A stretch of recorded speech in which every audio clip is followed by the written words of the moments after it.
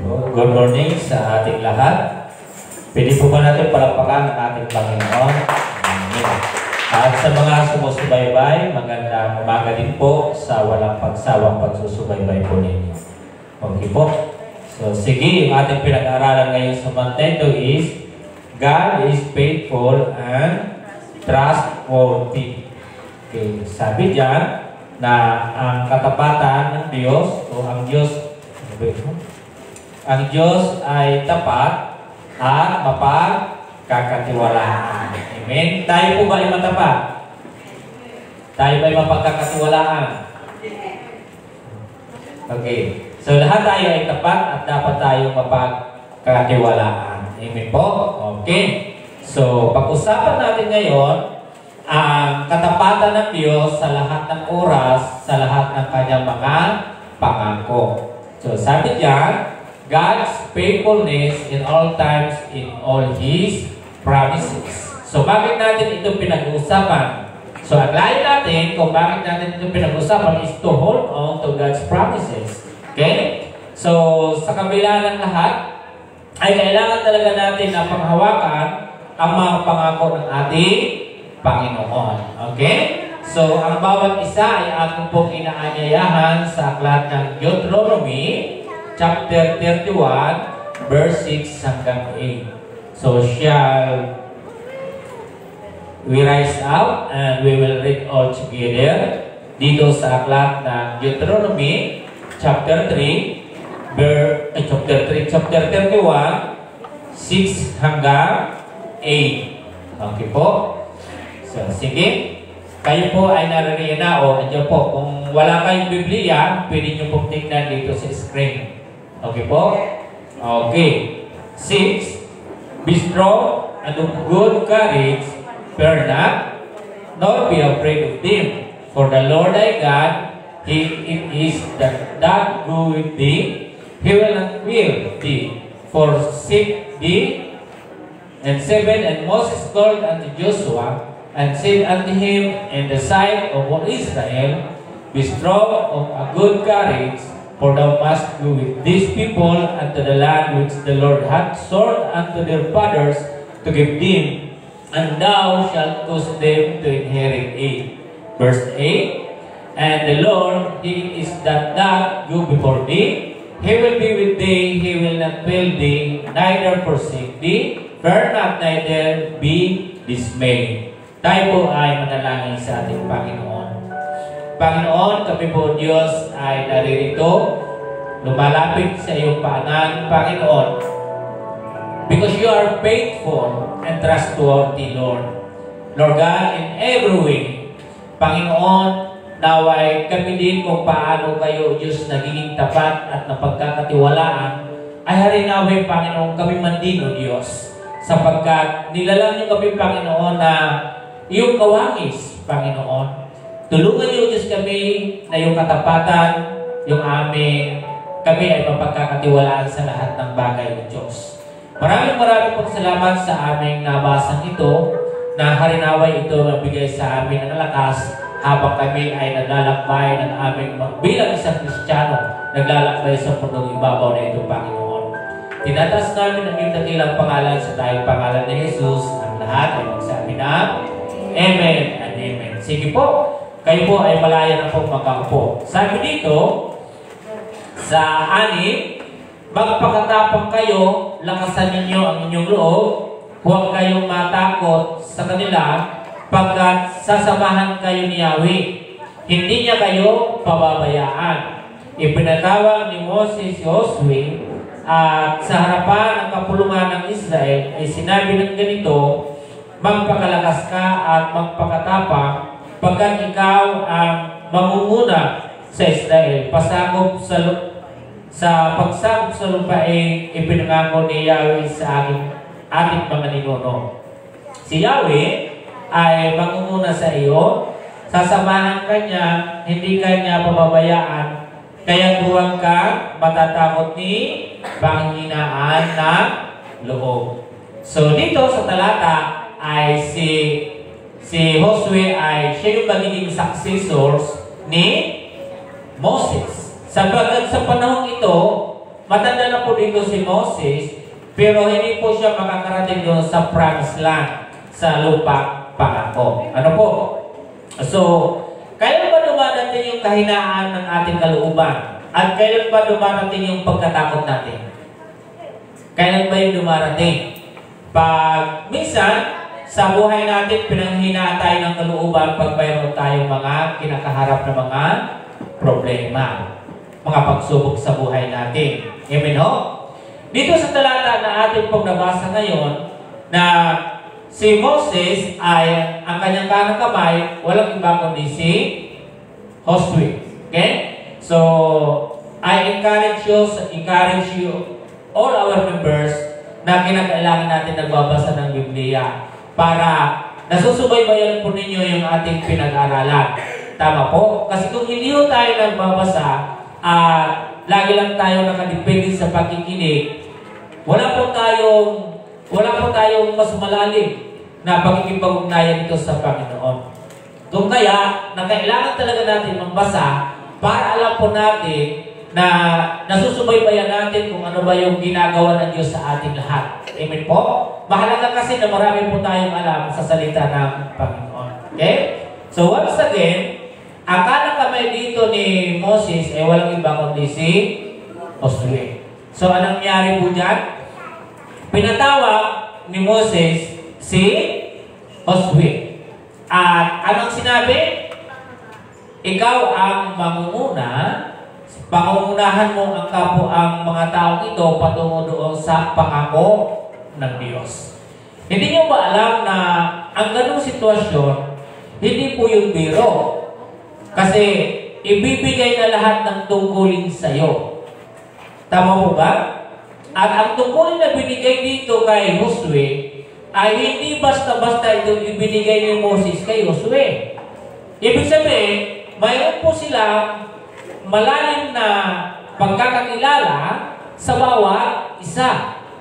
Hindi niya yung pagkakatiwala yung gawain na ito na sa Panginoon sa basta-basta lang o kani-kanino lamang tao. Tama po ba? So, gusto ko yung point dito mga kapatid sa bawat isa.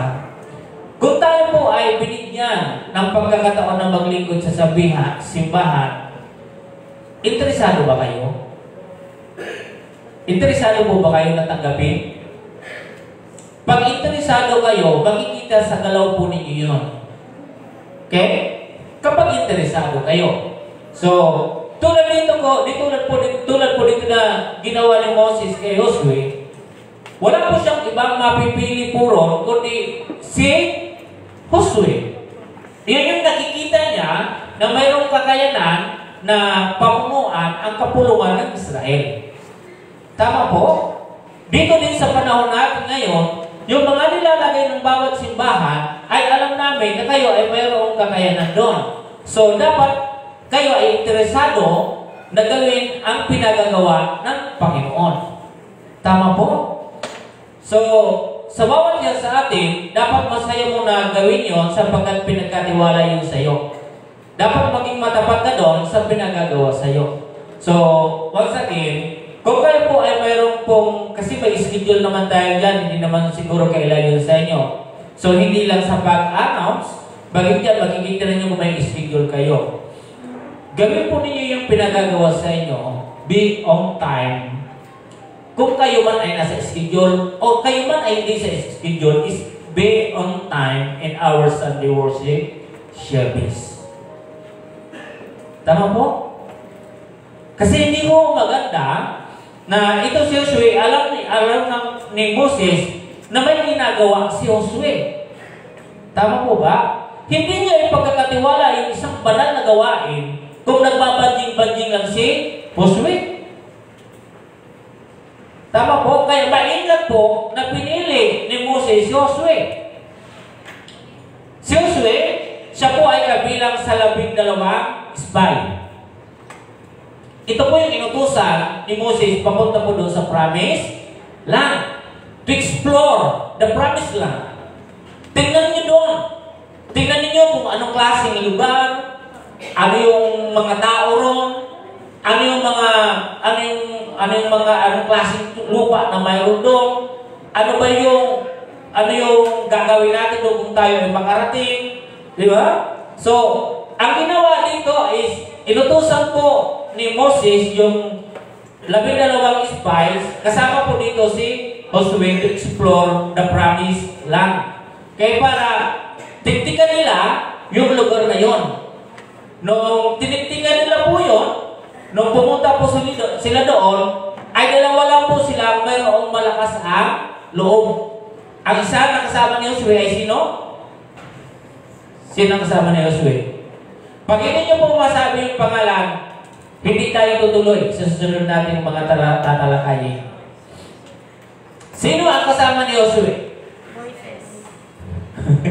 Sa pagtiktik, sabi ko po sa inyo, si Moses, ang magiging successor ay walang ibang kundi si Joshua. Ang nag-utos naman papunta doon sa to explore the promised land ay si Moses. Sino ang kasama ni Joshua na matatag? Na pareha sila espiritu, na hindi po sila naduwa. Subalit yung 10 ay naduwa sapagkat malalaki. Ano ang pangalan ng kasama ni Joshua? Ala, patay tayo ngayon. Ito yung problema natin ngayon. Maghapon tayo dito. Si Aaron. Hindi po. O sabi ko sa iyo, magbabasa kayo kasi dapat alam natin yun. Ala, maghanap tayo ngayon. Kasi hindi talaga tayo pupunta hindi tayo pupunta sa susunod natin tatalakayin. Sino ang kasama ni Joshua na matapang din? Sino po? Walang ibang kasama si Joshua. Tulungan ko na kayo kasi kung hindi ko kayo tutulungan, hindi tayo dito matatapos. So, sino? Si Yahweh. Oh. Okay, ang kasama ni Joshua ay si Caleb. Si Caleb, ang kasama ni Joshua. Pumunta sila doon, tinitikan nila, ano yung nakikita nila? Ang dalapangan nila, yung buwing-buwing na uba, sabi nakita nila, ang malaki ng tao doon. Ang tao doon talagang ganito, ganito. Nung pag-uwi, nung pag-report nila, doon kay Moses, siyempre kasi nag-explore sila doon, so kailangan nila sabihin kung ano yung nakita nila doon. Lahat-lahat ay nakita nila doon. Maganda yung daloy ng tubig, mayroong mga gatas doon, o ganito yung mga tao ron ang lalaki. Kaya nga lang, nagkaroon po doon ng pag-report, yung 10 sabi, naku, ang lalaki ng tao doon, hindi natin yung kaya. Hindi natin yung kaya. Naluwag yung 10. Pero, dahil para huwag nang tumagal, tumayo si Joshua, maging si Caleb. Sabi, hindi. Kaya natin yan sapagkat kasama natin ang Diyos. Silang dalawa lamang, sa 12 titik, silang dalawa lamang yung naglakas loob na kaya natin yan, lusubin na natin. Pero anong nangyari po doon sa 10? Naluwag sila. Tingnan niyo po, di po ba? So, sa 10 12, ilan po? Pag 12 10, ilan po yun? 12. Kung sa 12 nga ay ang natira ay 10, so 10 times 12, ilan? 120. Tama, 120. So, sa 120, ilan po yung naluwag? 100 ang naluwag. 10 lamang ang mayroong matapang ang kalooban. O, tama po ba? So, alam niyo mga kapatid, sa buhay natin, hindi lahat ng tao ay mayroong matibay at matatag na pananampalataya sa Diyos. Hindi lahat ng pumupunta ng simbahan ay ito ba nagtitiwala sa Panginoon. Dahil sabi po natin ngayon, God is faithful and trustworthy. Tama po ba? Yan po yan. Na ang Diyos ay tapat at mapagkakatiwalaan. Kaya ito yung ugali ni Caleb at Joshua, mapapansin po natin nakakaiba yung kanilang dalawang pag-uugali. Di po ba? Kailang panahon, itong binasa natin na sabi ni Moses, tawagin si Joshua. At kanyang in-encourage na siya ay magpakatatag sapagkat siya ang mangunguna sa kapulungan ng Israel. Tama po? So, ibig sabihin, mayroon po talagang karanasan si Moses na malalim kay Joshua. Lagi niya po ito kasama. Nung siya po pumunta doon sa bundok, kasama niya rin si Joshua. Kaya, masasabi po natin, siya ay kanang kamay ni Moses. Kaya siya ngayon yung magiging saksisor sa iiwan ni Moses. Sapagat matanda na po siya dito. Yung pinag-usapan natin dito, tapos na po sila maglakbay papunta ng yung dagat na nahati. Tapos na po ito. Kasi ito ay paghahabili na po ng tungkulin kay Joshua. Amen, no? So, ang Diyos, mapapansin po natin na pag siya po nangangako, mangyayari at mangyayari ang kanyang sinabi. Amen po? Okay. So, dito sabi dyan, in the time of Moses and Joshua, it is undeniable that God molded them through various kinds of trials. So, ayan po. In the time of Moses and Joshua, it is undeniable that God molded them through various kinds of trial. So, sa pamamagitan po niyan, mga kapatid, na inalaw ng Panginoon na itong dalawang ito ay dumaan sa pagsubok. Sa iba't ibang klaseng pagsubok. And then sabi dyan, but that was God's way of drawing them closer to Him. God really wanted them to have a deep relationship with them. Okay? Paraan po ito ng Panginoon para ang dalawang ito ay lalong mapalalim yung kanilang pagkikipag-ugnayan sa Panginoon. Tama po? So sabi dito sa atin. Ngunit iyon ang paraan ng Diyos para mapalapit sila sa Kanya. Gusto talaga ng Diyos na magkaroon sila ng malalim na relasyon sa Kanya.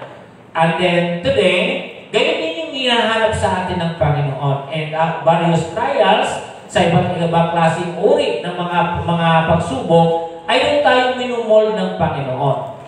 Na minsan may mga tao tapat lang kung may nakukuha.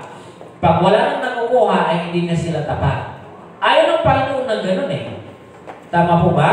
Sa panahon kasi ni Moses at Joshua, ni Joshua at saka ni Moses, kahit sa panahon na may sagana, nakikita ng Panginoon yung kanilang kalagayan at katayuan bilang isa mananampalataya, na tapat talaga yung dalawa. Na kahit dumarating sa punto na kapos o walang binibigay ang Panginoon, naging tapat pa rin sila sa Diyos. Di po ba? So, hindi natin din may kaila sa panahon natin ngayon na kung habang ang tao ay mayroong nakukuha, nagpapatuloy siya. Pero pag unti-unti mo tanggalin yung mga bagay na tanggalin mo para sa kanya yon na binibigay mo, doon mo rin makikita kung sino talaga siya. Kung magpapatuloy o hindi. Itong ginawa ng Panginoon kina Moses at Joshua, sobrang napakatindi. Okay? So, minood sila ng Panginoon hindi lang doon sa mga miracles. Minood sila ng Panginoon hindi lang doon sa mga binibigyan ng pagkain. Minood sila ng Panginoon doon sa, hindi lang doon sa kasaganaan. Bagos minood sila ng Panginoon in various trials. Doon napatunayan ng Panginoon na si Moses ay talaga gustong maglingkod sa Kanya. Doon din napatunayan ng Panginoon na maging si Joshua ay tapat talaga sa Panginoon. Ikaw at ako, kapatid, tapat ba tayo sa Panginoon? Kung tapat tayo sa Panginoon, ginagawa dapat natin yung dapat natin ginagawa sa Kanya. Tama po? So, ito po yung mga kapatid. And then, dito sa talata ng Exodo, yung pagkatawag kay Moses. Puntahan niyo yung Exodo chapter 3. Mapapansin po ninyo doon na ang Panginoon ay tinawag na po dito si Moses para maglingkod sa Kanya. Yun yung katibayan na mayroon pong tiwala ang Panginoon kay Moses. Okay? So, napakita ang Panginoon sa pamagitan ng apoy naglalagablab. Ano yung nakita na kahoy na naglalagablab? Pero yung kahoy, talagang apoy po siya. At yung sinabihan po siya ng Panginoon, huwag kang lalapit dito, tanggalin mo yung sandalyas mo sapagkat banal ito na dako. At doon yung sinabi ng Panginoon na magpakatatagan mong pakatibay ka. Di ba? Magtiwala ka. Ako ay may gagawin sa iyo. Mayroon akong iuutos sa iyo. Mayroon kang mission na gagawin. Di ba? Mayroon kang mission na gagawin. Ang mission na kailangan mong gawin ay ilabas yung mga Israelita doon sa Ehipto. Yan yung kanyang mission. Dito din nakita, dito po na nakita ng Panginoon na maging si Moses ay naipakita niya na yung katapatan niya din sa Panginoon. Doon pinatunayan ng Diyos na totoo siya. Tama po? Na mapagkakatiwalaan at tapat yung ating Panginoon. Kaya meron tayong 4 na bagay na pag-uusapan tungkol po dito. Important things we must hold on to in God's promises. Mga mahalagang bagay na dapat natin panghahawakan sa mga pangako ng Diyos. So, ano yung 4 na bagay na nakita po natin dito sa binasa natin? Dito sa aklat ng 31 verse 6 hanggang 8. So, 4 things. So, only 4 points we want to discuss sa oras na ito para sa ating lahat. Okay? Ano ba yung ibinigay ng Panginoon? Paano ba natin itutuloy-tuloy yung ating paglilingkod? Ano ba yung mga pangako ng Diyos sa atin? Lahat po dito mga kapatid, bawat pagsimba natin, lahat ng ginagawa natin sa ating Panginoon, laging may kalakip na pangako. Hindi po siya nawawala. Di ba? Sa pagbibigay ninyo, laging may pangako. Subukan ninyo ako, nabigyan, at kung hindi ko buksan yung durugawan na langit at ibuhusan niyo pagpapala. Di ba? Ito rin, tinagda ang panahon. Kung kayo ay susunod, kayo ay pagpapalain. Kung kayo ay magdinisumbuin, kayo ay susumpain.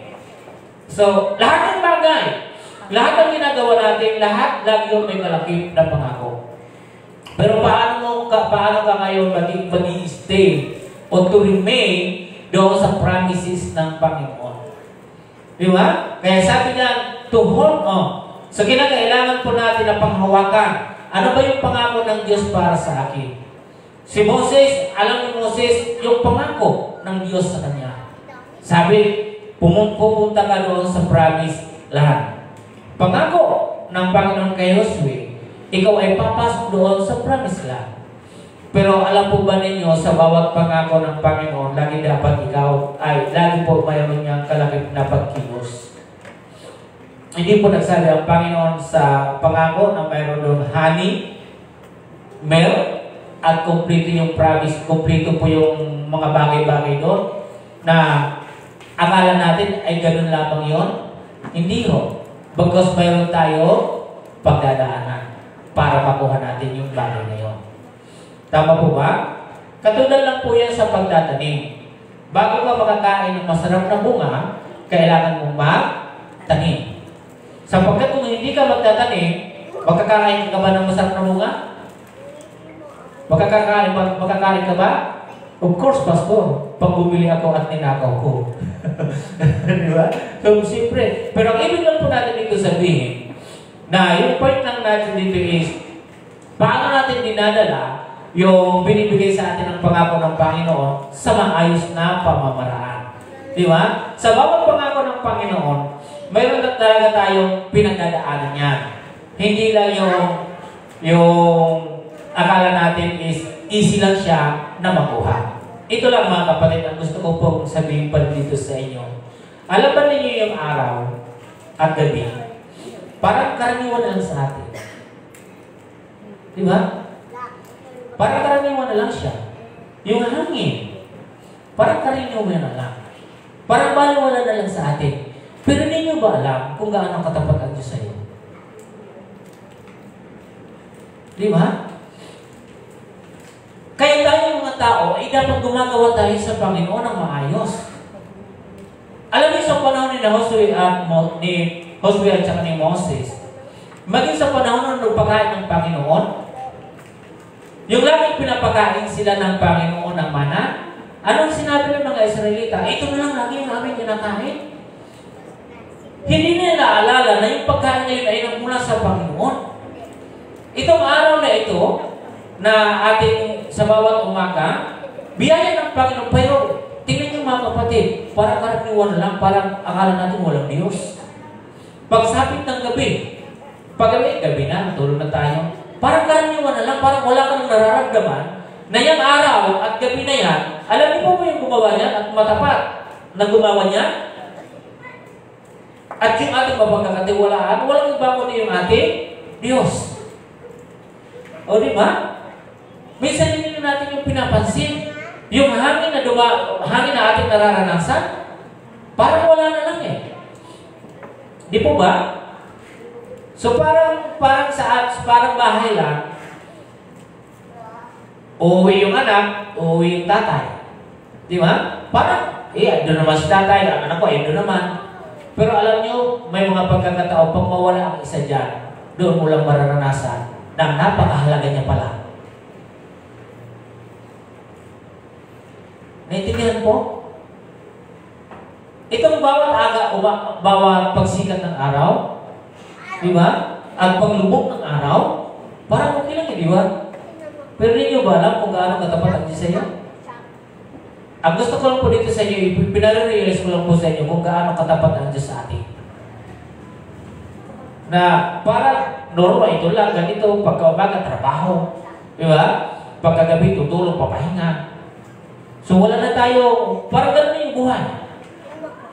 Pumasok ba sa isip ninyo at puso natin na ang katapatan ng Diyos sa bawat araw at gabi niya? Na ikaw ba'y nakapanalangin at pasalamat sa Panginoon? Kinilala mo ba siya sa pagising mo? Di po ba? Kaya dito mga kapatid, mapapansin po natin dito yung ginawa ng Diyos kay Moses at maging kay Josue. Sa iba't ibang klase, sa iba't ibang pamamaraan. Sapagkat may layo ng Panginoon na makita talaga ng Panginoon yung kanilang puso kung sila talaga ay tapat sa Diyos o naglilingkod sa Panginoon.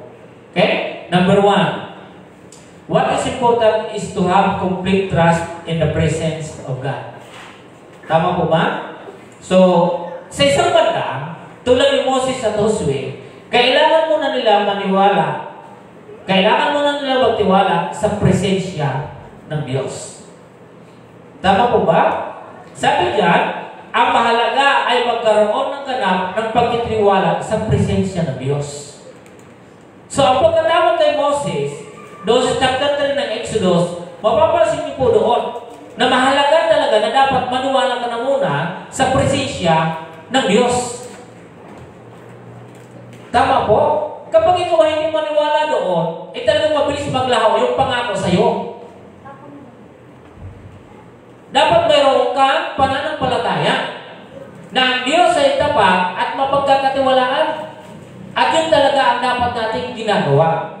Dapat mayroon kang what is important. Ang mahalaga ay dapat ikaw ay mayroong lubos o ganap na pagtiwala sa presensya ng Diyos.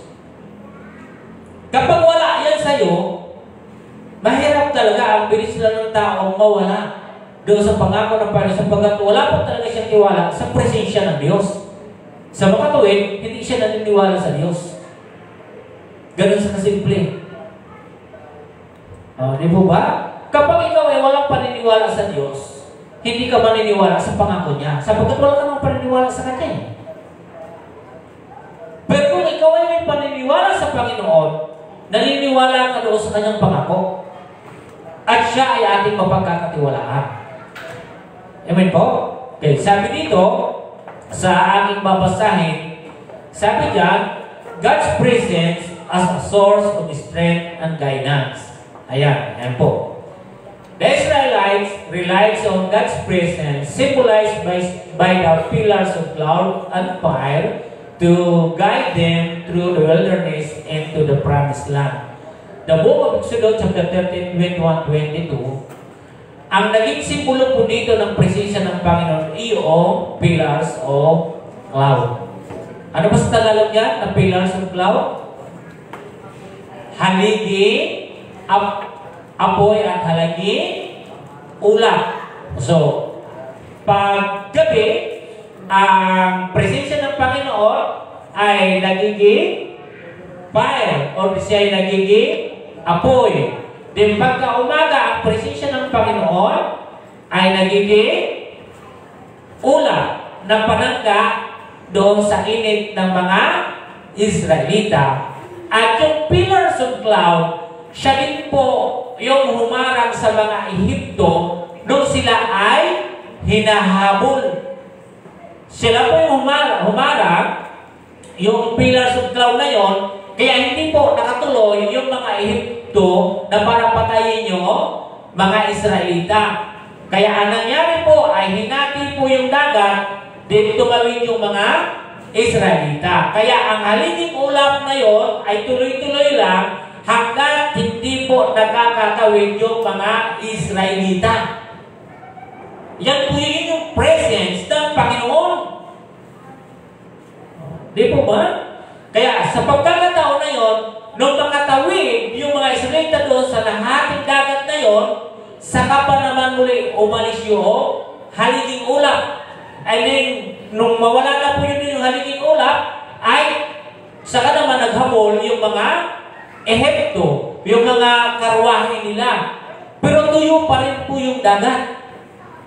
Nung sila po ay habang tumatakbo na po doon, hanggang dumating sa kalagitnaan. Kasi ito parang naging pader po ito yung bawat ano po ng dagat. So, imagine mga kapatid, imagine po ninyo kung wala po talagang trust sa Panginoon. Tatawid ka ng dagat? Di mo ba tatawid ka ng dagat? Akala mo, okay lang? Napakahalaga po yung pagtitiwala sa presensya ng Diyos. Sapagkat kung wala kang pagtitiwala sa Diyos, mahirap tumawid. Isipin niyo yung tatawiran mo dagat na tayo, tapos yung pader mo ay dagat na. Ano kaya nangyayari? Imagine nga po, mga kapatid. Habang ang dagat na hati, may mga pati kaya doon na gumaganyan-ganyan kasi dumadaan ka sa kita, di po ba? Para, ito, pader-pader po yan. Oh. Itubig yun eh. Di po ba? Hindi man yan ganitong pader lang na ganyan, kundi buhay po yung tubig. Magkabilaan po yan, buhay po yun. At saka mataas po, naglalakad kayo riyan. Pag hindi ka naniwala sa presensya ng Diyos, hindi ka makakatawid. Hindi ka makakapunta sa promised land.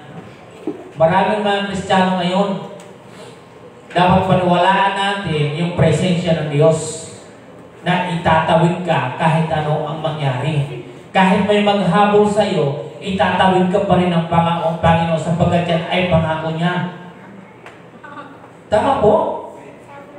Sumula doon mga kapatid na yun, yung pillars of cloud na yun, liban po doon sa paglalakbay sa umaga na nagiging ulam para sila ay kulimliman, maging maayos yung buhay nila, na ang pangako yun ng Panginoon na dadalhin sila doon sa promised land.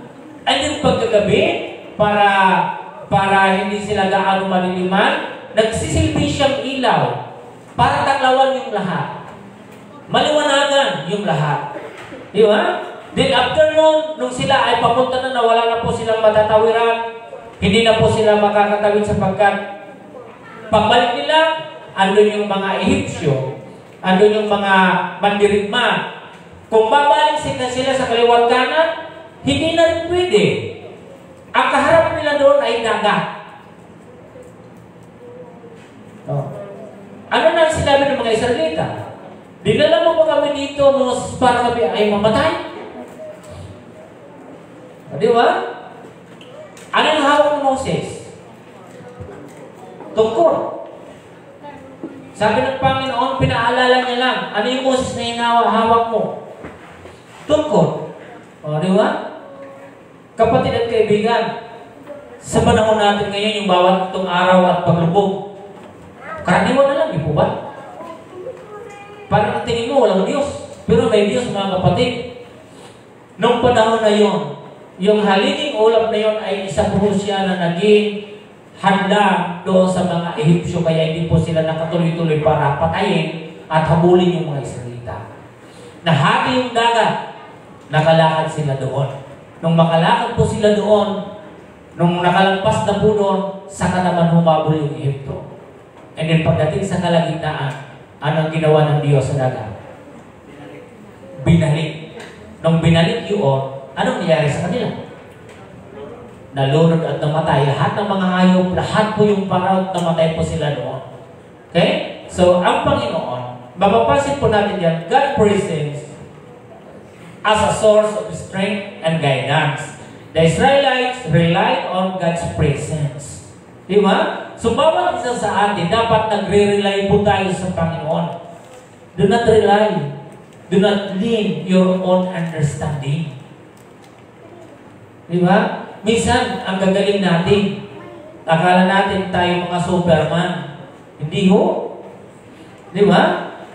Kaya sabi niya dito sa atin, sa talata, ang presensya ng Diyos bilang pinagmumula ng lakas at patnubay.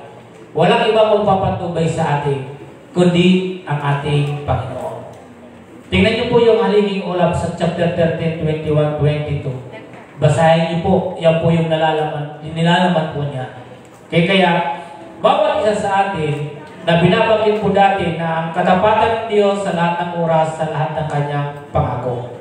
Okay, andyan ang Panginoon. Hindi kanya ipapapahama. Kahit sabihin natin marami ng problema, kahit sabihin mo mamamatay ka na, sa panahon ni Moses, pinakita ng Panginoon na tapat. Tapat siya, tapat ang nangangako sa inyo. Tama po ba? So, ibig sabihin, maging tayo ngayon, sa panahon natin ngayon, kung tayo mayroong pananampalataya, talaga sa Panginoon, sa presensya niya, ay kailangan tayo magtiwala. Ano man yung pagsubok, ano man yung nararanasan natin, ay kaya-kaya po yun mapagtagumpayan. Amen? Okay. Pangalawa, ano yung pangalawa natin mga kapatid? Pangalawa, ang mahalaga, what is important to have complete trust in God's law. Kaya sabi ko sa inyo kanina, magbasa kayo ng salita ng Diyos. Sino sa inyo yung nagbabasa dito ng salita ng Diyos? May nagbabasa po ba? Minsan lang. Sasabihin ng Panginoon, minsan lang kitang dadalawin. Minsan lang kitang pakikinggan. Di ba? Alam niyo, yung ating church ay nagsusumikap tayo para, bakit gusto ko kayo pabasahin? Bakit gusto ko kayong pasimbahin? Alam nyo, hindi maganda yung lagi tayong absent sa simbahan. Pero sa iba, hindi ka naman absent. Pag pumupunta yung barkada mo, lagi ka present. Pag ini-invite ka kung saan, lagi ka present. Pero pag simbahan yung usapin, parang ang hirap. Ano po? Huwag po tayo yung ganon. Kasi ang Diyos ay hinahanap niya tayo parati. Tama po ba? Yung ating simbahan ay every month mayroon tayong Bible reading. Doon sa announcement natin, nilalagay na natin doon para makapagbasa kayo. Anong chapter na tayo ngayon o anong aklat na tayo ngayon. And then even doon sa ating page po natin, mayroon din tayo sapagkat may sumusubaybay sa atin para magawa din nila yun. Alam po ba ninyo na yung salita ng Diyos ang mapa ng bawat isa sa atin? Maliligaw ka kung wala ka po ng Biblia. Lagi yan yung pagkakatandaan mga kapatid, na ang Biblia, pag wala ka po nito, hindi ka makapupunta sa tamang parurungan. Tama po? Sa oras nito mga kapatid, kung ako ay mag-utos sa inyo, sabihin ko, pumunta kayo ng Bohol. Ito yung mapa na iyong pupuntahan. Ito yung Bohol. Ano nga yung lugar-lugar sa Bohol? Hindi ko alam mga ibang lugar-lugar. Di ba? So, bibigyan ka ngayon ng instruction. Bibigyan ka ngayon ng mapa. Pag wala ka pa noon, wala ka po noon mga kapatid, kahit anong gawin mo, kung hindi mo pa rin alam yung sasakyan mo, di ka makakarating sa iyong pupuntahan. Ang Biblia ang nagtuturo sa atin. Bakit ko ini-encourage kayo na magbasa ng salita ng Diyos? Tama po ba? Mahalaga po yung pagbabasa niyan. Huwag niyo po yung babaliwalain. Araw-araw kayo magbasa ng salita ng Panginoon. Hindi yung, kasi busy kasi ako sa ganito eh. May pinuntahan ako ng ganito. Yung rason na ganyan, bakit napunta mo pero hindi ka nagbasa ng Biblia? Yung isa yung mga rason natin na hindi naman yan papasa sa panahon ngayon. Tama ba rin yun eh? Pag kayo po ay napasok at lagi kayong late, ang sinirason nyo, traffic. Anong sinasabi ng boss ninyo? Ikaw, Brother Rode, anong sinasabi? Ikaw, Brother Mikey, di po ba? Brother Dave. Iranasin nyo bang traffic?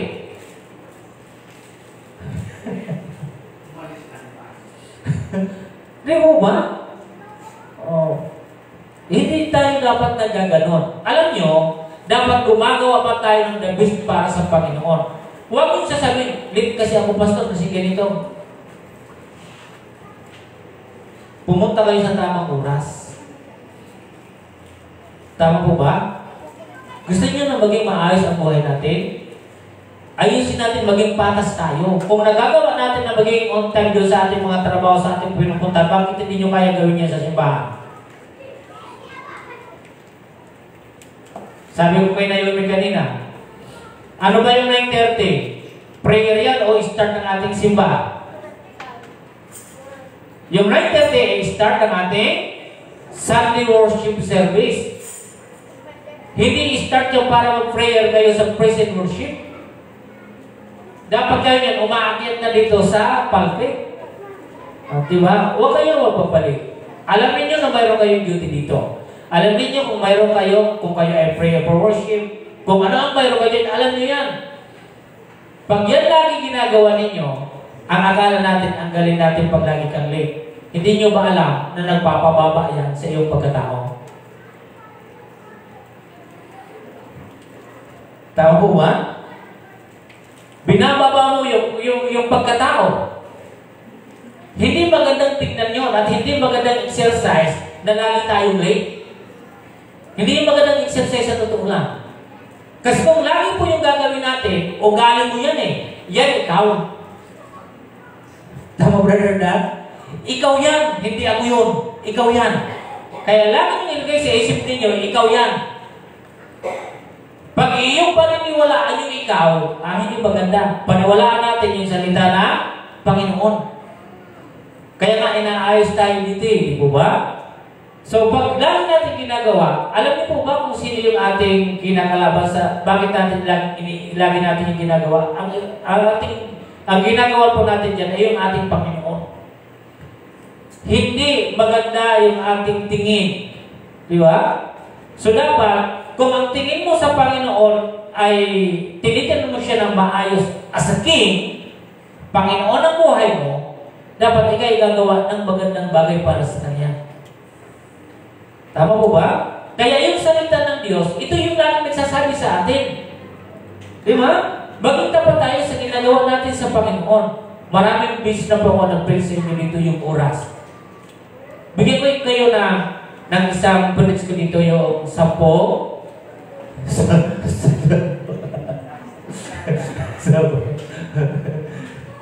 10 dalaga. O yung 10. O di ba? 10 dalaga.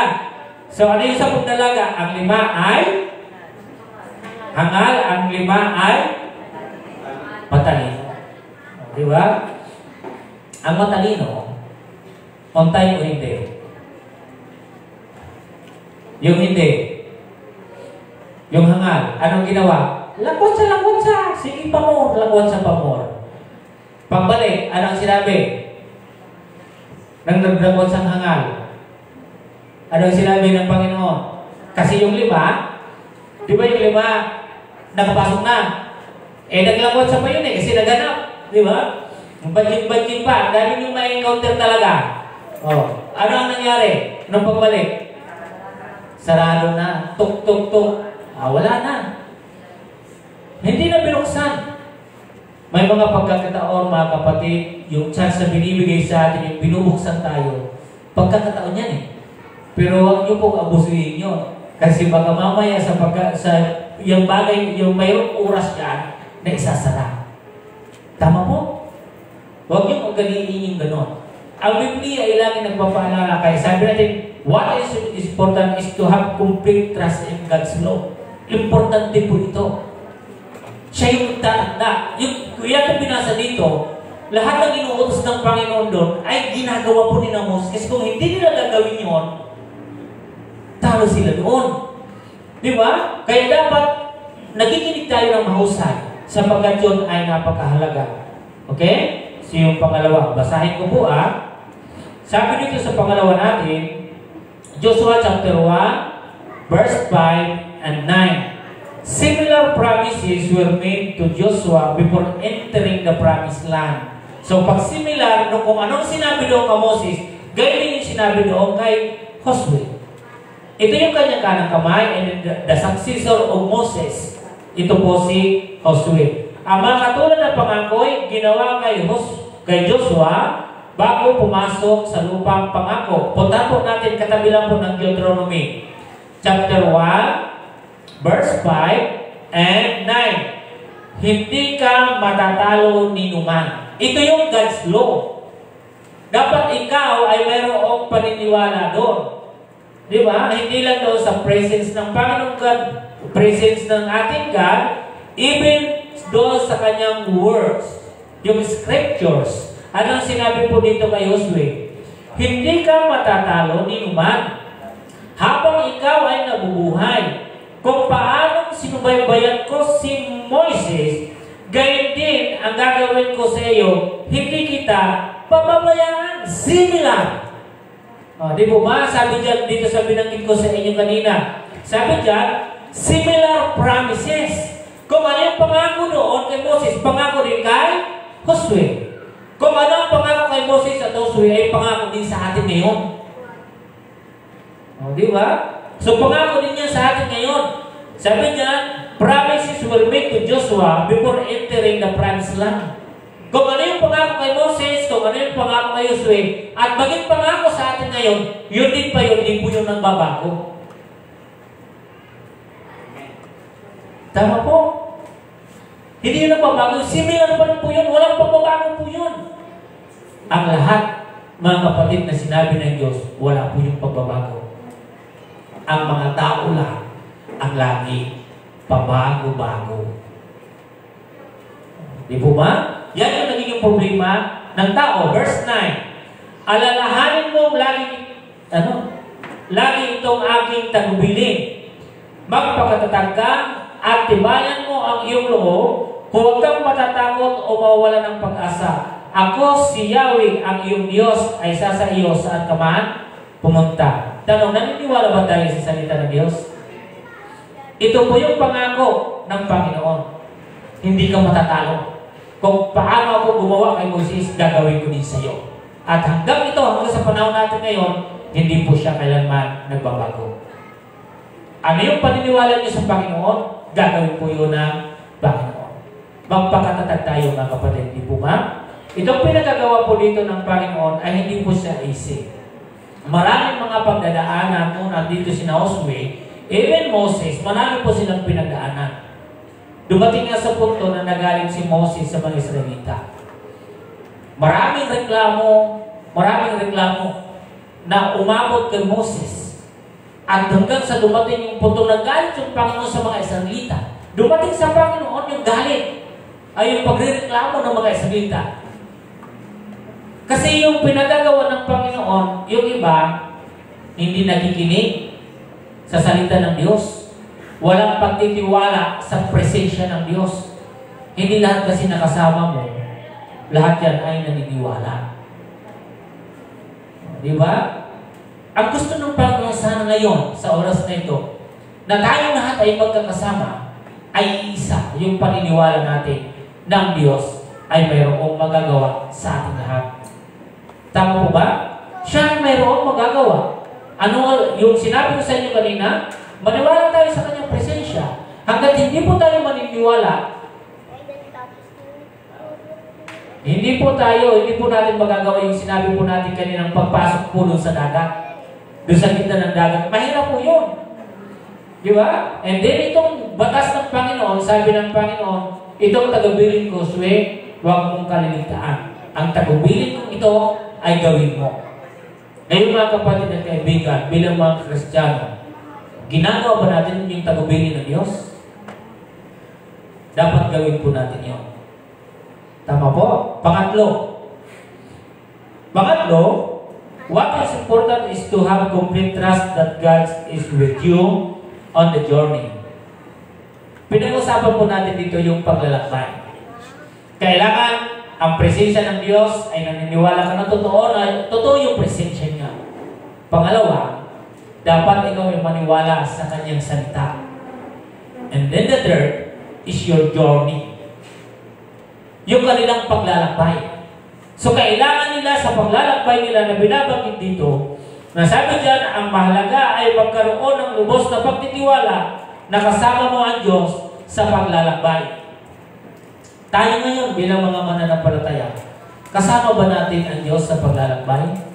O ikaw lang mag-isa? O yung kaibigan mo lang yung kasama mo? Di ba? O yung sarili mo lang. Naglalakbay ka, ikaw lang mag-isa. Pero dito yung gusto po dito ilagay sa ating isipan ng salita ng Diyos na itong aking sinasabi dito ay kasama ninyo ako. Hindi kayo matatalo. Kaya makita po ninyo dito, yung pagkapili po kay Josue ay talagang perfect yung pagkapili sa kanya dito. Kasi kung ano yung nangyari ng panahon nung hindi pa gaano katandaan si Moses, naging kasama niya po talaga si Josue. Hanggang magkaedad si Moses, ay kasama niya si Josue. Ibig sabihin, sobrang lapit nila, mas malapit pa kay Sister Chona at Sister Carmelina. Diba? Sino yung mas may malapit sa inyong kaibigan dito? Diba? Yung close na close talaga sila. Pero ito close sila para sa Panginoon. May magkakaibigan ngayon, mag-close lang sila sapagkat silang dalawa nagtitiwalaan. Pero yung aking tinutukoy po dito, yung pinag-usapan po natin, yung kanilang pagiging tunay na magkaibigan, yung pagiging kanang kamay, ay dahil sa Diyos. Tama po? Kaya mapapansin po ninyo dito na si Josue nga po talaga yung binigyan ng pagkakataon. Kaya siya yung magpapatuloy sa paglalakbay, sapagkat di na po makakaabot doon si Moses. Tama? Okay, sabi dito, Joshua's example of trust and leadership. Okay, so ito yung magandang halimbawa si Joshua sa pagiging isang pinuno. Okay, then sabi dito sa aklat, basahin ko po muna ha, bago tayo pumunta ng verse natin. Joshua, as Moses' successor, exemplified trust in God and courage in leading the Israelites into the promised land. God assured Joshua that he would be with him, just as he had been with Moses, encouraging Joshua to be strong and courageous. Okay? Yan po yung sinabi ng Panginoon. Di ba? Nung sinabihan nga din ng Panginoon si Moses na magpakatatag, gayon naman din yung sinabi ng Panginoon kay Josue. Ang halimbawa ni Josue na tiwala at pamumuno si Josue bilang kahalili ni Moses ay nagpakita ng pagtitiwala sa Diyos at katapangan sa pag-agay sa mga Israelita patungo sa lupang pangako. Tiniyak ng Diyos kay Josue na siya ay makakasama niya tulad ng ginawa niya kay Moses na hinihikayat ni Joshua na maging malakas at matapang. Ang pamumuno, hindi biro. Kung kayo ay may mga taong hawak, kung kayo ay nakakaranas noon, iba-iba po yung isip ng tao. Tama? May matigas ang ulo. Sabihan mo ng sabihin, ulit-ulit pa rin na ginagawa. Tama po ba? Tama na yun din? Pag may binigay sa inyong tao, may hinahawakang tao, dapat mahaba ang iyong pasensya. Yung busy ang kailangan. Di ba? Kasi hindi lahat ng yan ay pare-parehas, hindi sabay-sabay yung isip niyan. May madaling makaintindi. Di ba? May madaling makaintindi. May mahirap paintindihin kahit pa ulit-ulit mo sinasabi, hindi pa rin nakakaintindi. Oo, may naniniwala at may hindi naniniwala. Ganun po. Kaya dito mapapansin po natin si Josue. Si Josue ay sinabihan ng Panginoon na magpakatatag. Kasi lahat ng kanyang mga kasama doon, kung paano yung ginawa doon kay Moses, gagawin ninyo sa kanya. Kung marami nagre-reklamo, ganyan may magre-reklamo sa kanya. Hindi po nawawala sa tao yung reklamo. Pero ako ang pinakamaganda, bago kayo magreklamo, gawin niyo muna. Ang problema kasi sa tao ngayon, ang hilig magreklamo, pero hindi niya naman ginagawa. Tama ba rin? Gawin mo, saka ka magreklamo. Hindi mo pa ginagawa, nagre-react ka na kagad. Mahirap naman yung ganon.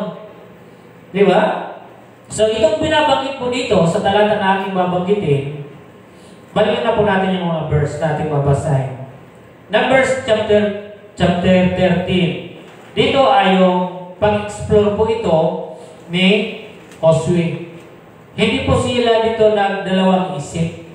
Okay? Nung si Josue ay nagpakita po siya doon na talagang maganda yung kanyang pangunguna. Dalawa sila at saka si Risa, Caleb. Si Caleb. So, dalawa sila mag-partner. Pinakita nila yung leadership nila ron. Kaya na, kahit yung 10 against doon sa kanilang sinabi, pero pinatutuhanan nila na sinasabi nila, kasama natin ang Panginoon sa ating paglalakbay. Kung tayo man ngayon ay naglalakbay, ano man yung kakaharapin natin doon, ang Diyos yung gagawa ng paraan para magtagumpay tayo sa ating paglalakbay, sa ating mga plano, sa ating mga tinatahak. Hindi ito laban natin. Laban ito na Panginoon. Di ba? Minsan nakala natin, laban natin eh. Hindi ho. Itong ministry na ito, hindi sa akin. Hindi sa inyo. Ito ay sa Panginoon.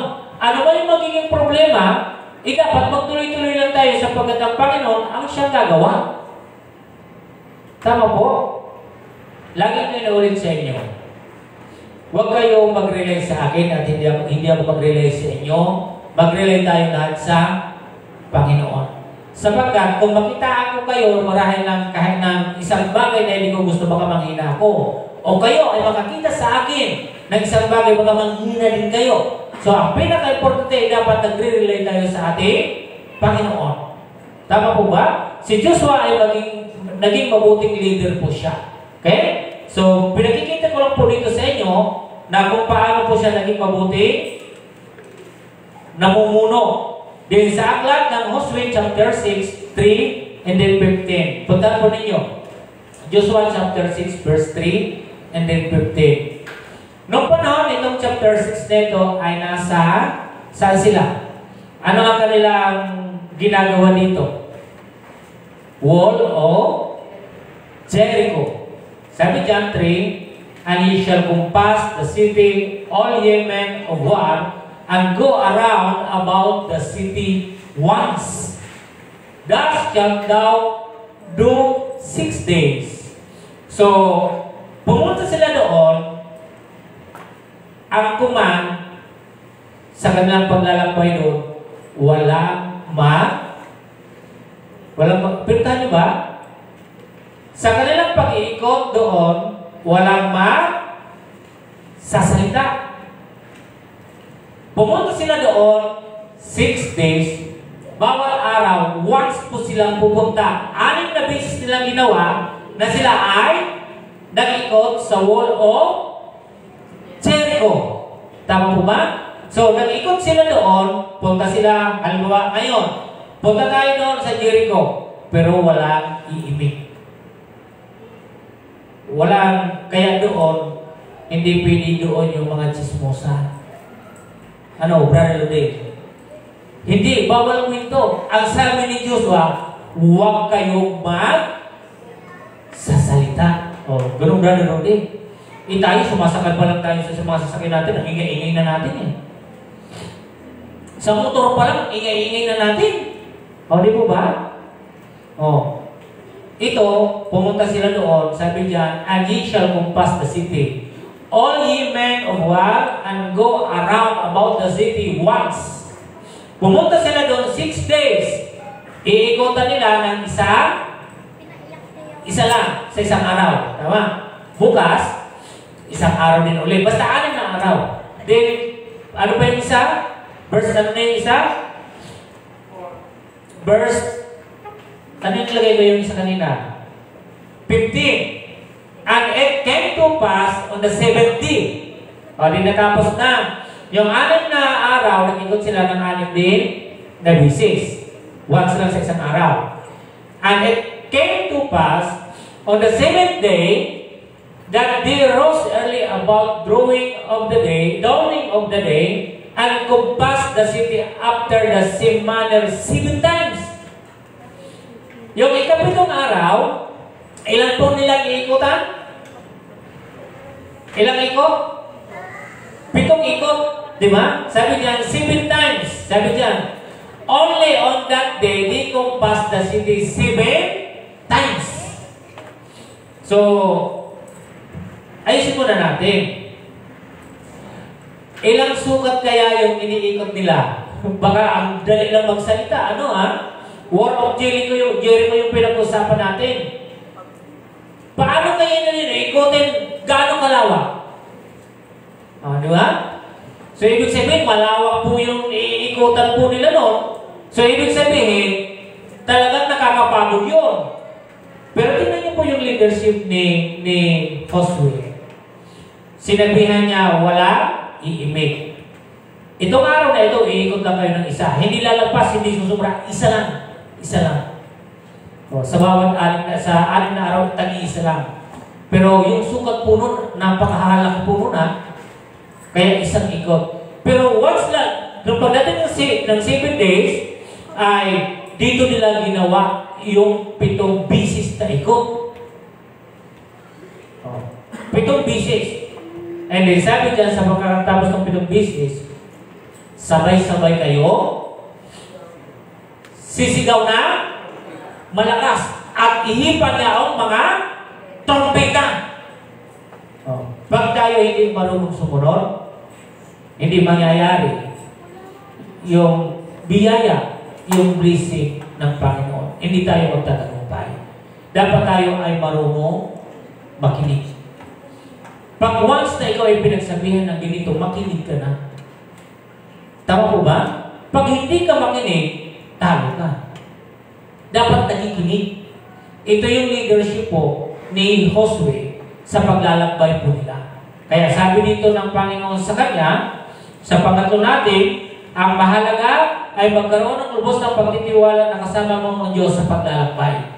Sapagkat siya yung magbibigay ng instruction at ibibigay mo rin sa mga tao. Di ba? Sa Matthew chapter 28 verse 20, pwede pong pakibasa? Anong sinabi sa Matthew 28 verse 20? Pwede po, sabi niya, teaching them to observe all things whatsoever I have commanded you, and lo, I am with you always. Parang ano ito ating binabasa ito, King James sa ito, even unto the end of the world. Amen. Sabi, tandaan ninyo, sabi ng Panginoong Jesus, na ako ay kasama ninyo hanggang sa katapusan ng mundo. Di ba? Ang Panginoon ay naririyan. Tama po ba? Kaya nga lang po, dapat sa ating paglalakbay talaga ay kasama lagi natin yung ating Panginoon. Hawakan po natin yung hawakan po natin yung pangako ng Diyos, at pag ginawakan po natin yan, ang sabi ng Panginoon, ako ay kasama ninyo. Huwag po natin sarilinin yung takbo natin. Huwag natin sasarilinin yung mga plano natin. Dapat isama mo ang Panginoon. Di ba? Dito sa mulat ng lupa, pag hindi mo kasama ang Panginoon sa plano mo, kawawa ka. Totoo. Ang akala kasi natin yung tagumpay lang gusto natin ng mundo. Gusto natin tagumpay. Ang tagumpay, nagbibigay yung mundo ng tagumpay. Ang Panginoon nagbibigay din ng tagumpay. Mamili tayo sa tagumpay. Tama po ba? So, kaya nga, itong anak ko po sinasabihan ko lagi, sabi ko kayo, nag-aaral kayo, mag-aaral kayo doon sa kung panahon ng pag-aaral, mag-aaral. Pag ang Panginoon yung mag-serve. Yan yung mahalaga. Matuto kayo maglagay ng tamang oras. Sabi ko, maglagay kayo ng tamang oras, maggawa kayo ng paraan kung paano yung mabibigyan ng magkanting panahon yung Panginoon. Kasi may panahon ng pag-aaral. Tama po ba? May panahon ng pag-uwi ninyo ng bahay. May panahon ng paghuhugas ninyo ng plato. May panahon na dapat marunong kayo maglinis ng bahay. Tama po ba? May panahon na pagkain, hindi lang puro lang kayo kain. Tapos pagkakain, tambak yung hugasan. Si Brother Lindell pa yung maghuhugas. Siya na yung nagluto. siya pa yung maghuhugas. Oh. Di ba? Kasi katulad niyan mga kapatid, sa ginagawa natin, pag gano'n na lang tayo, lagi tayo, tinatanggihan natin yung gawain para sa Panginoon, ano mangyayari sa inyo? Di ba? Ay paano ang Panginoon yung magtanggi sa iyo, brothers, na to? Malulungkot ka, hindi? Sobra, di ba? Ang mawalan ka ng Panginoon, ang mawalan ka lang ng kunting bagay na ginagawa mo sa simbahan, pag ikaw ay totoo ng mamalasakit, masasaktan ka eh. At gagawa ka ng paraan para maibalik mo yun. Pero yung mga tao walang pagmamalasakit, hindi nila yung gagawin. Kasi walang malasakit sa gawain eh. Ba't ko niya yung gagawin? Nagmamalaki pa nga eh. O, di ba? Isang magandang bagay na kasama natin ng Panginoon sa paglalakbay. Every instruction na binibigay niya tulad kay Joshua, kaya naging mabuti po siya eh. Ano yung sinasabi po, ay sinasabi niya doon sa mga tao. O di naging matagumpay yung lahat ng kanilang ginagawa. Kaya mapapansin po niyo dito yung binanggit ni Joshua na ano yung sinabi doon, we will serve the Lord. Ay, sino yung mayroong nito sa kanilang bahay? My household. Alam niyo yun? Ako at ang aking sambahayan ay maglilingkod sa Panginoon. Di ba? Bahala kayo, sabi ni Joshua. Kung kayo ay maglilingkod, bahala kayo. Pero sabi din ng iba, kung ano yung paglilingkodan niyo, maglilingkod din kami. Di ba? Kasi si Joshua, mayroon po siyang paninindigan. Kung ayaw mo, diwag, kami, maglilingkod ng aking pamilya, maglilingkod kami sa Diyos. Kung ayaw mo, di bahala kayo.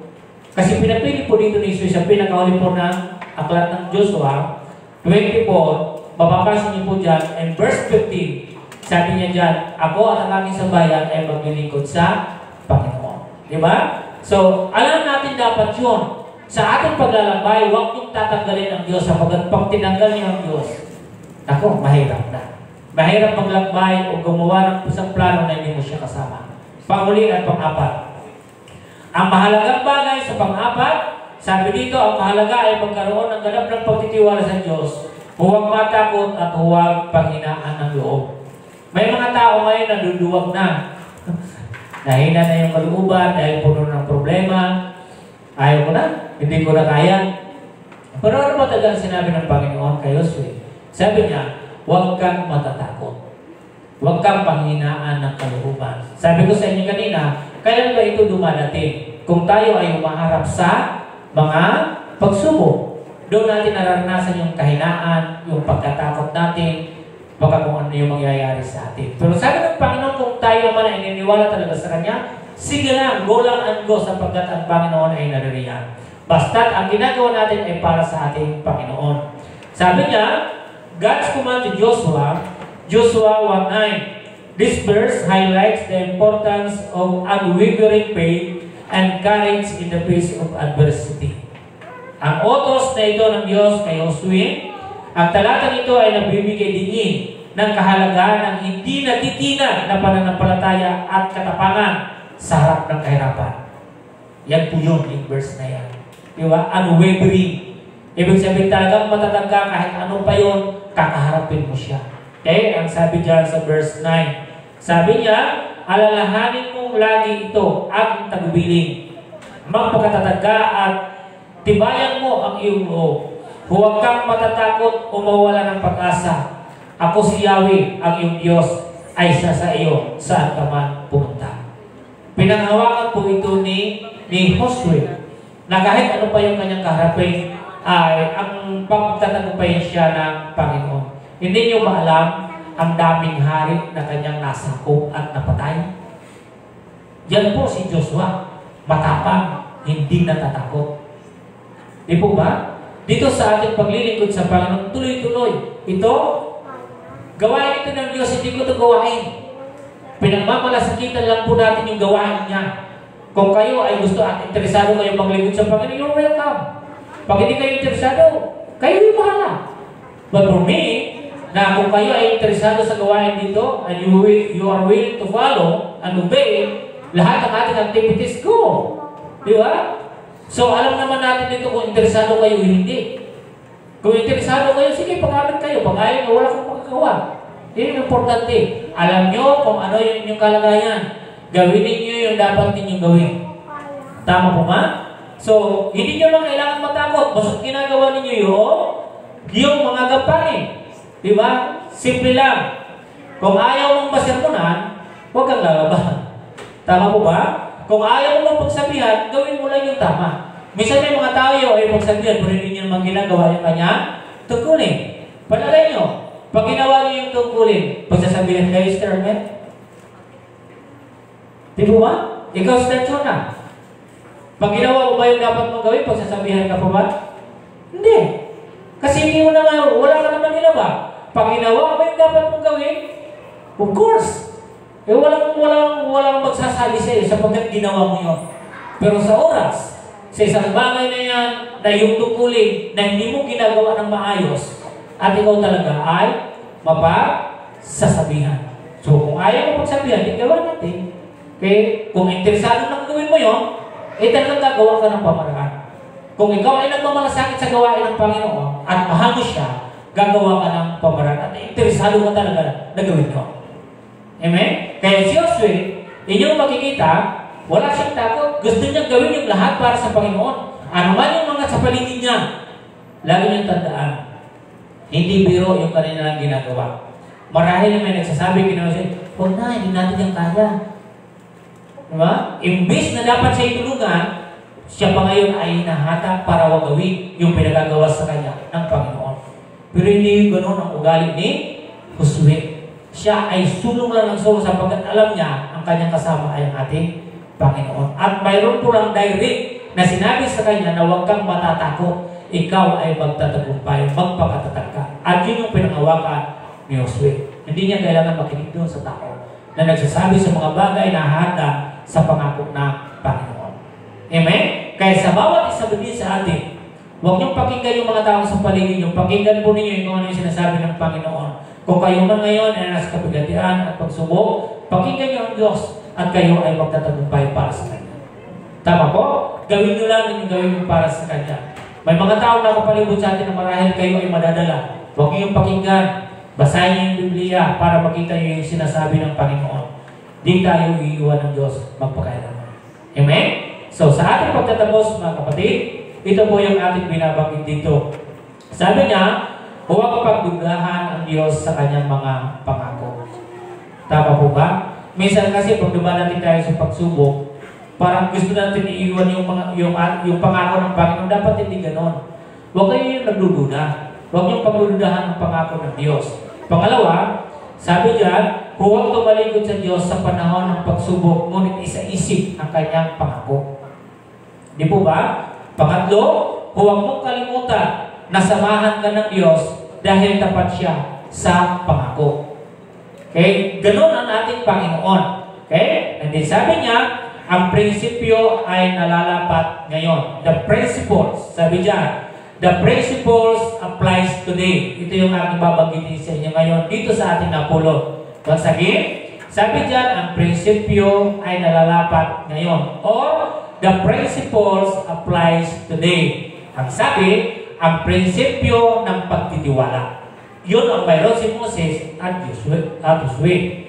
Katapangan, si Moses at saka si Josue. At ang katatagan ay lumalpas sa panahon ni Moses at Joshua. And then, tuloy, sabi nga, matututo tayo sa kanilang halimbawa at maipamuhay ang mga alituntunin ito sa ating sariling buhay na nagtitiwala sa patnubay at lakas ng Diyos sa oras ng kahirapan. Tama po ba? So si Moses at saka si Josue, hindi po ibig sabihin dahil sila ay nasa Panginoon, ay hindi po sila nahirapan. Lahat ng nanlingkod sa Panginoon ay nagdanas ng kahirapan. Ang kaigihan lang ng may Panginoon, natutulungan sila ng Diyos. Pero, yung mga tao na nahihirapan na hindi kasama ang Panginoon, sobrang lubog na lubog at hirap na hirap. Dahil hindi wala sila sa Panginoon. Tama po ba? Naniniwala kayo na tayong lahat ngayon ay nasa Panginoon? Kung sa gayon, hindi ka mahihirapan kapag iyong harap sa paghihirap o pagsubok ng ating buhay. Kasama natin ang ating Panginoon. Amen po? Sugunin natin na mabuting halimbawa si Joshua sa katapangan. Makikita po natin yung katatagan, yung tibay ng loob nila na kahit sa anong pamaraan, hindi nila kinalimutan yung pangako ng Diyos. Maniwala ngayon yung pangako ng Diyos mangyayari at mangyayari sa tamang panahon. Tayo po ay manalangin. O Diyos, maraming pong salamat sa iyong mga salita. Ikaw ang Diyos na tapat at mapagkakatiwalaan sa lahat ng bagay, O Diyos. Maraming pong salamat at dinadalangin namin sa umagang ito na kaming lahat, O Diyos, ay hubugin niyo, Panginoong God, maging matibay kami, O Diyos, lalo na sa mga saluraning na aming mga nararanasan, Panginoon. Ito ay paraan ninyo na lalo pa kami mapalapit sa inyo, Panginoon. Salamat, O Diyos, na itong aming pagkikipag-ugnayan sa inyo ay ito, O Diyos, Panginoon God, ay magbubunga, Panginoon God, ng kaayusan, Panginoon. Sa iyo ang lahat, sa tayong pangalan ni Jesus, ang lahat ay magsabi ng Amen and Amen. Palakpakan po natin ang ating Panginoon.